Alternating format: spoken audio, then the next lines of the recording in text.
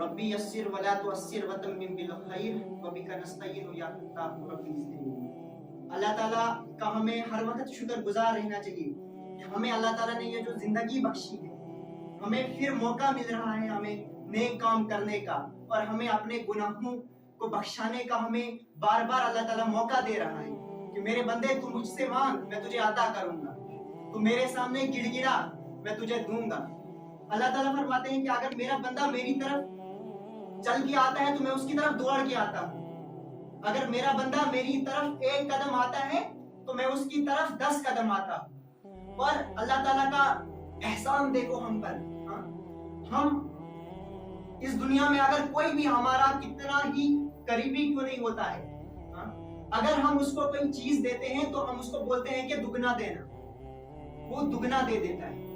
لیکن اللہ تعالیٰ کا فضل اتنا ہے کہ اللہ تعالیٰ بولتا ہے تم ایک نیکی کرو میں اس کے بدلے 10 دوں گا۔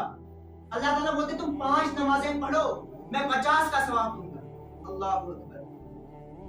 لیکن ہمیں آج شعور نہیں ہے، ہمیں آج قدر نہیں ہے کہ جو ہمیں اسلام ملا ہے یہ ہمیں بنا قربانیوں کے ملا ہے۔ وہ صحابہ کو جا کے پوچھو جن کو خون بہے، جن کے جوتے خون سے لت پت ہوتے تھے، جنہوں نے پتھر کھائے، ہمارے آقا انعامدار مدینے کے تاجدار احمد مصطفیٰ حضرت محمد مصطفیٰ صلی اللہ تعالیٰ علیہ وسلم، انہوں نے پتھر کھائے ہیں اور ہم تک یہ اسلام آیا ہے۔ پھر تبا تابعین، پھر صحابہ نے کتنی قربانیاں دی تب جا کر ہمارے پاس یہ دین آیا ہے۔ یہ جو اسلام ہے یہ ایک سچا مذہب ہے۔ قرآن پاک میں 6666 آیتیں ہیں، اور 6666 آیتوں میں سے 1000 آیتیں جو ہیں، کم سے کم 1000 آیتیں آج تک جو ہے سائنس نے وہ ثابت کری ہے، اور کوئی بھی آیت جو ہے وہ غلط آج تک کسی نے ثابت نہیں کیا ہے۔ اور قرآن پاک میں جو آیاتیں ہیں، جو چیزیں ہیں، ان کا کوئی الٹ نہیں ہے۔ ہم آج اپنی جو لینگویج اردو، ہم جو اردو بولتے ہیں، چائے شائے پیئیں گے، کھانا شانا کھائیں گے، ہر زبان کا الٹ ہے۔ لیکن عربی جس قرآن کی جو زبان ہے اس کا کوئی الٹ نہیں ہے، اس کا کوئی الٹ نہیں ہے۔ یہ ایک ایسی زبان ہے، لو انزلنا هذا القرآن على جبل لرأيته خاشعا متصدعا من خشية الله۔ اللہ تعالیٰ کلام کرتے ہیں کہ اگر یہ قرآن میں نے پہاڑوں پر نازل کیا ہوتا تو پہاڑ ریزہ ریزہ ہو گئے ہوتے۔ اللہ اکبر۔ ہمیں کیا اثر ہو رہا ہے اس کا؟ ہم پر کیا اثر ہو رہا ہے قرآن کا؟ ہم نماز پڑھنے آتے ہیں، ہم نماز پڑھتے کیوں ہیں؟ اگر ہم سے کوئی یہ پوچھے کہ ہم نماز پڑھتے کیوں ہیں، ہم کہیں گے سب پڑھتے ہیں تو ہم بھی پڑھتے ہیں، کوئی تو یہی جواب دے گا۔ لیکن ہمیں اگر یہ معلوم ہوگا کہ نماز پڑھنے کا حکم آیا کہاں ہے، تو اللہ تعالیٰ نے حکم دیا ہے لیکن دیا کہاں ہے، کتنی بار دیا ہے، اور نماز سے ہمیں ملے گا کیا؟ نماز مومن کی معراج ہے۔ معراج کے معنی اللہ تعالیٰ سے ملاقات کرنا۔ جب ہم ابھی نماز پڑھنے آئے، ہم اللہ کی بارگاہ میں حاضر ہوئے، ہم یہ نیت کر کے آئے کہ میں اللہ تعالیٰ سے ملاقات کرنے جا رہا ہوں۔ اس نیت سے جب ہم آئیں گے ہماری نمازوں میں خشوع بھی آئے گا، خضوع بھی آئے گا، اور ہم نے مطالعہ کرنا ہے کہ ہم یہ نماز پڑھتے کیوں ہیں، اللہ تعالیٰ نے نماز پڑھنے کا حکم دیا کہاں ہے۔ ہمارا یہ فرض ہے کہ ہم دین سیکھیں اور دوسروں کو سکھائیں۔ سب سے خوش قسمت انسان اس دنیا میں وہ ہے جو علم سیکھتا ہے اور دوسروں کو سکھاتا ہے۔ سب سے خوش قسمت انسان اس دنیا میں وہ ہے۔ علم ہم نے سیکھا، وہ اپنے تک محدود نہیں رکھنا ہے۔ ہم آج کہتے ہیں کہ بھائی مجھے اپنی قبر میں جانا ہے، اس کو اپنی قبر میں جانا ہے، سراسر غلط بات ہے۔ ہمیں قرآن میں حکم ہے کہ تم بہترین امت ہو۔ کیوں؟ ہم ہی بہترین امت کیوں ہیں؟ ہمیں چھانٹا گیا ہے، امتوں میں ہمیں چھانٹا گیا اور ہمیں بہترین امت بتایا گیا ہے۔ کیوں؟ کیونکہ تم امر بالمعروف اور نہی عن المنکر کرتے ہو۔ مطلب تم جو ہے تم لوگوں کو برائی سے روکتے ہو اور نیکی کی دعوت دیتے ہو۔ امر بالمعروف مطلب کہ تم نیکی کی دعوت دیتے ہو، نہیں عن المنکر تم برائی سے روکتے ہو۔ لیکن آج کل کے معاشرے کا حال، آج کل کا ہمارا حال، ہمارا بھائی، ہمارا پڑوسی، ہمارا کوئی مسجد نہیں آتا ہے، ہم اس کو بتا ہی نہیں پاتے ہیں کہ بھائی مسجد چل۔ کیوں؟ ہم سوچتے ہیں اس کو اپنی قبر میں جانا ہے، اس کو اپنی قبر میں جانا ہے، لیکن ہم نے قرآن کا مطالعہ نہیں کیا کہ قرآن ہمیں کیا بتاتا ہے۔ اگر ایسا ہوتا تو نبی صلی اللہ علیہ وسلم ان کو کیا ضرورت تھی اس اسلام کو پھیلانے کی؟ صحابہ کو کیا ضرورت تھی اس اسلام کو پھیلانے کی؟ انہوں نے اس اسلام کو پھیلایا کیونکہ ان کی ذمہ داری تھی، اور ان کے بعد اب تو کوئی نبی نہیں آئے گا۔ حضرت محمد صلی اللہ علیہ وسلم آخری نبی ہے، وہ ہم پر یہ ذمہ داری، مجھ پر، آپ پر یہ ذمہ داری دے کر گئے ہیں کہ تم نے اس اسلام کو، اس دین کو آگے پھیلانا ہے۔ میں آپ کو بتا دوں، اگر ہم دین کا کام نہیں کریں گے، اللہ تعالیٰ کو کمی نہیں ہے اس دنیا میں۔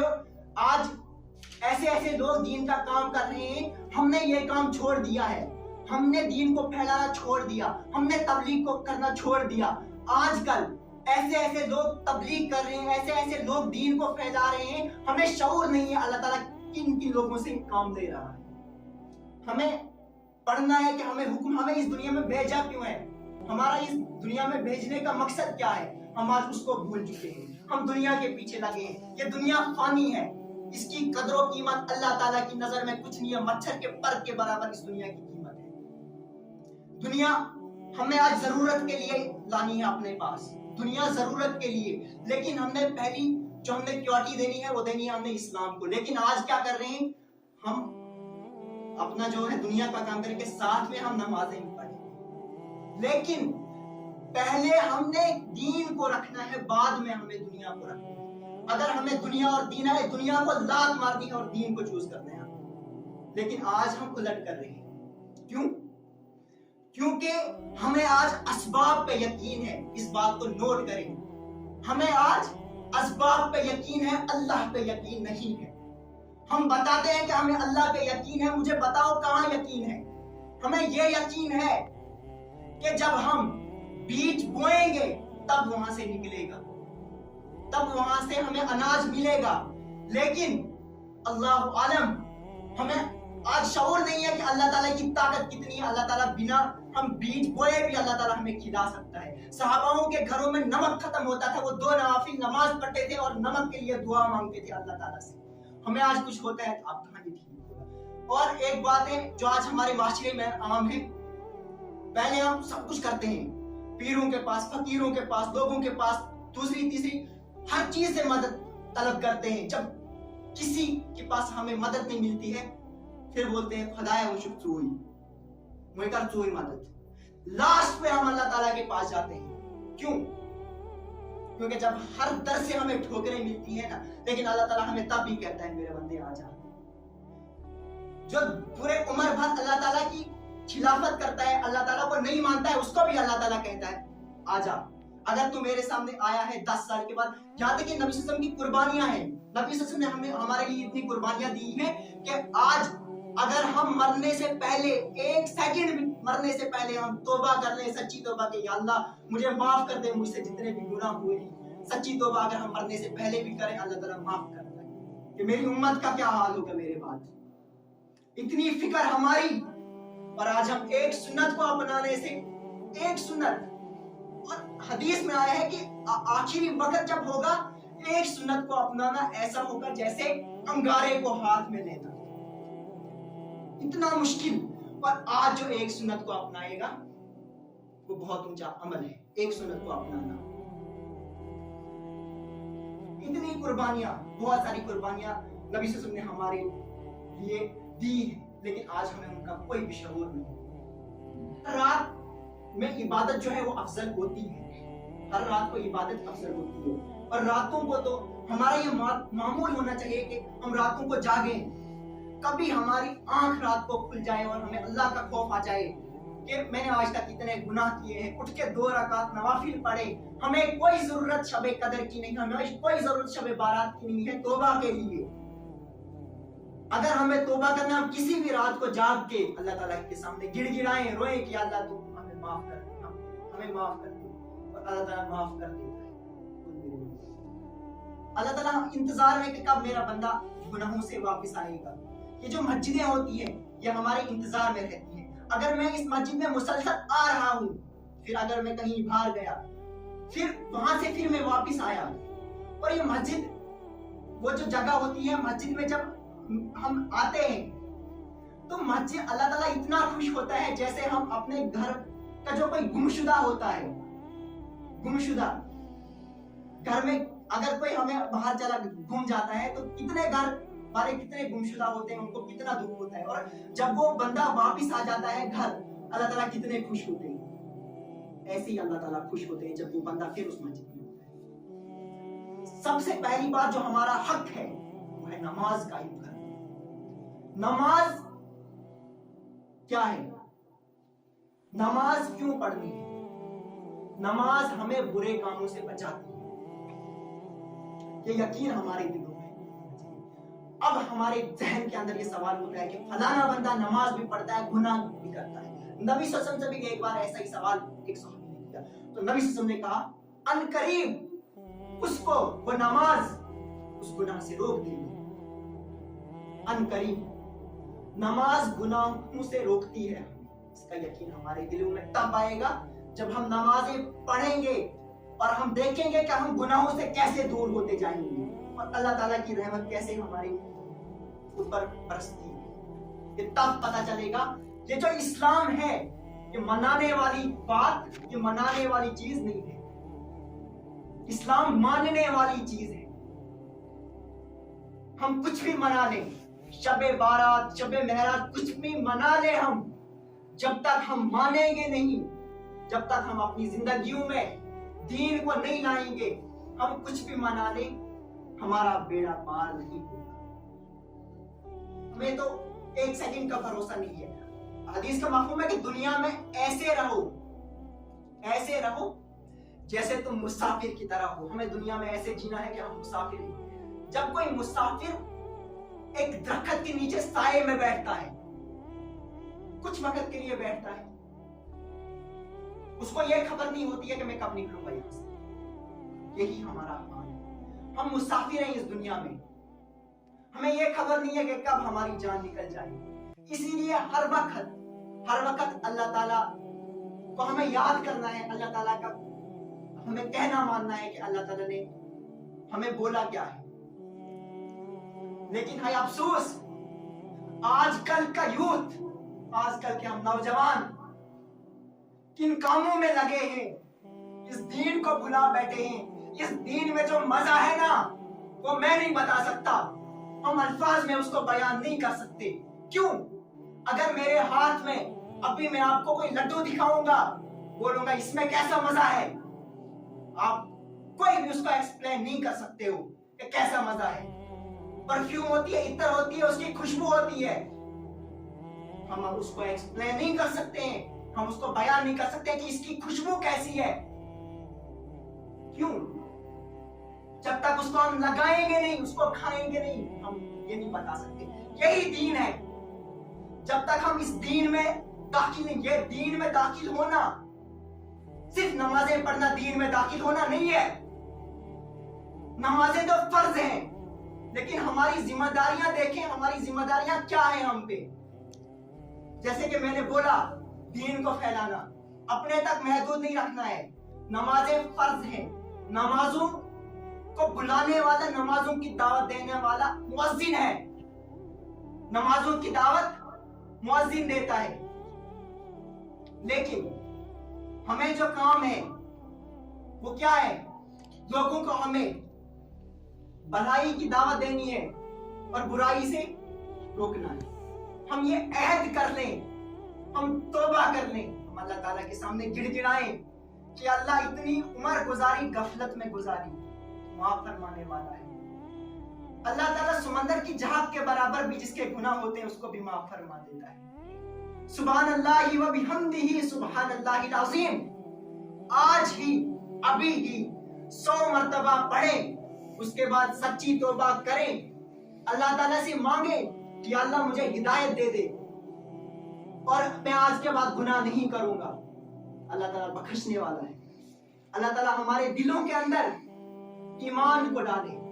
अल्लाह ताला हमें नेक काम करने की तौफीक अता फरमाए, तब जाकर हम जिंदगी को अच्छे से हम जी सकते हैं। कयामत की निशानियां हमारे सामने आ रही हैं, लेकिन अफसोस हमें आज भी कोई खबर नहीं है कि हमारा दीन हमें क्या कह रहा है। ہم کہاں آئے آج؟ کیوں؟ قیامت کی اتنی نشانیاں جو قرآن میں ہے وہ آج ہمارے سامنے آ رہی ہے. آج ہمیں جو معاشرے میں دیکھنے کو ملتا ہے قیامت کی ایک نشانی ہے کہ جب قیامت عنقریب ہوگی تو لڑکیوں کے جو لباس ہوں گے، عورتوں کے جو لباس ہوں گے وہ مردوں کے جیسے ہوں گے. آج آپ دیکھ لیں، معاشرے میں جا کے آپ دیکھ لیں. اور جب بھونچال آئیں گے، زلزلے آئیں گے، اذا زلزلت الارض زلزالها، جب اس دنیا کو جب اس زمین کو گرایا جائے گا، انسان کہے گا اس کو کیا ہوا؟ اور یہ زمین مردوں کو باہر پھینکے گی.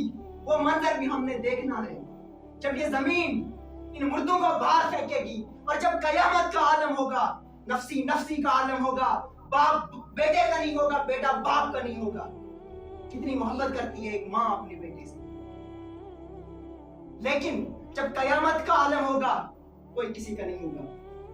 تمام لوگ قبروں سے جب اٹھیں گے بنا لباس کے سب ہوں گے، لیکن میں اس کی طرف نہیں، یہ اس کی طرف نہیں دیکھے گا.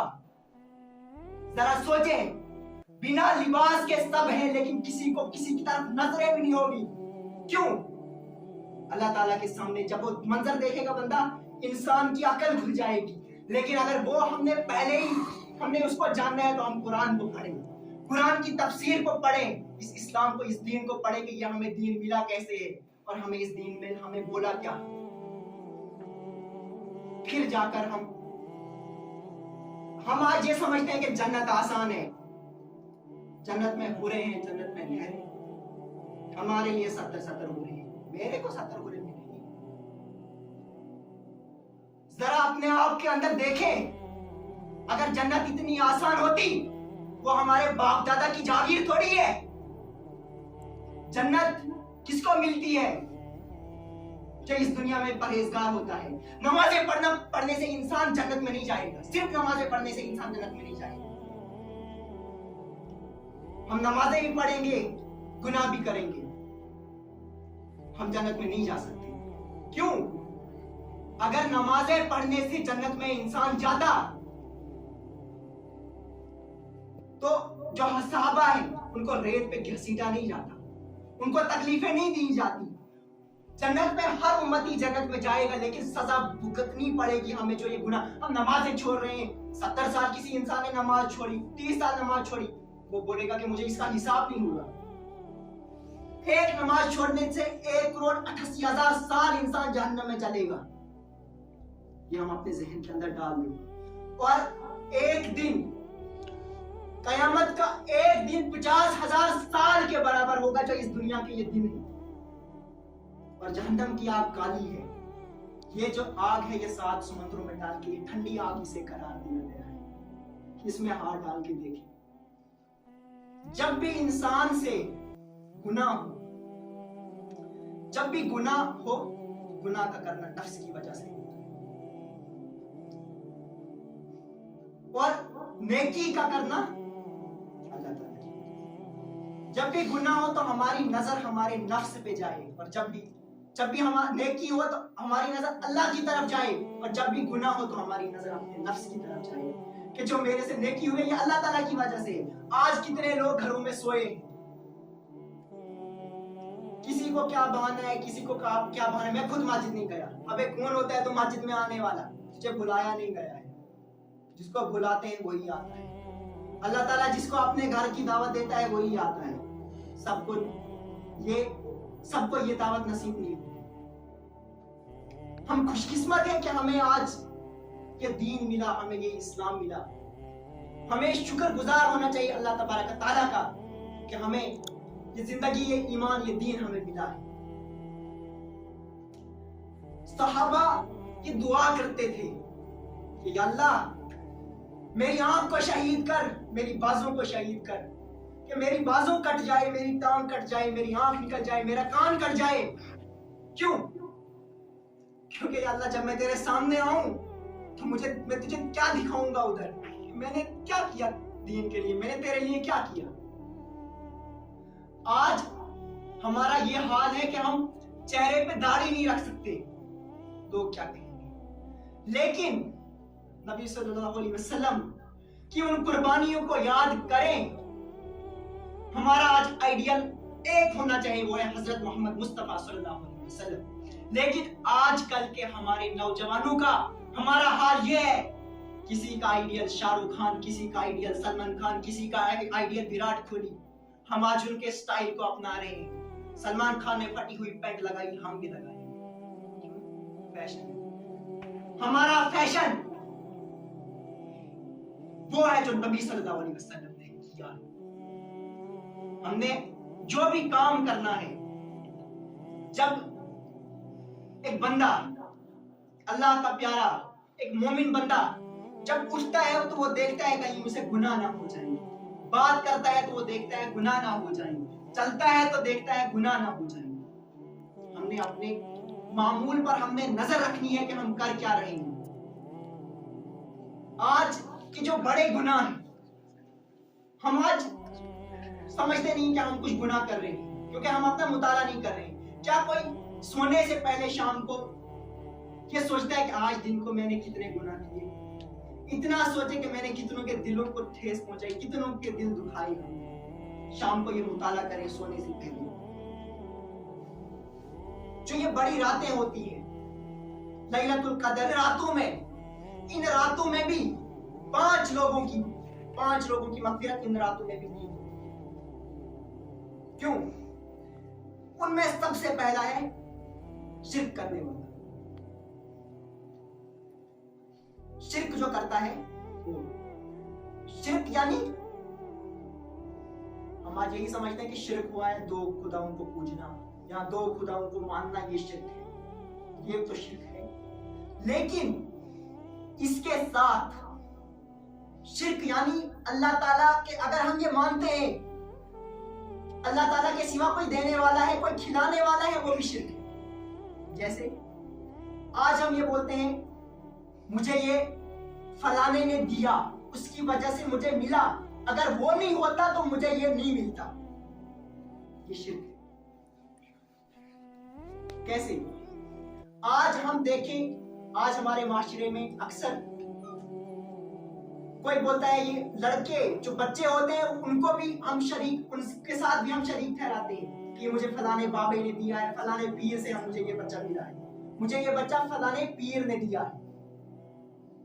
इसको कहते हैं शरीक ठहराना, क्योंकि उसने ये नहीं बोला कि मुझे अल्लाह ताला ने दिया है, मुझे लड़का मिला है वो उस पीर की वजह से मिला है। हम आज ये अक्सर ये हम बताते हैं, लेकिन हम सोचे जरा कि हम कितना शिर्क करते हैं। दूसरा जो शख्स है जिसकी मग़फ़िरत इन रातों में मिली, वो है जो अपने दिल के अंदर हसद रखता है, कीना रखता है, बुग़्ज़ रखता है, नफरत रखता है, किसी से मिलना नहीं चाहता। हमारे माशरे के अंदर आज देखिए, हम मुसलमान की तरफ देखता नहीं है, मुसलमान को सलाम नहीं करता है।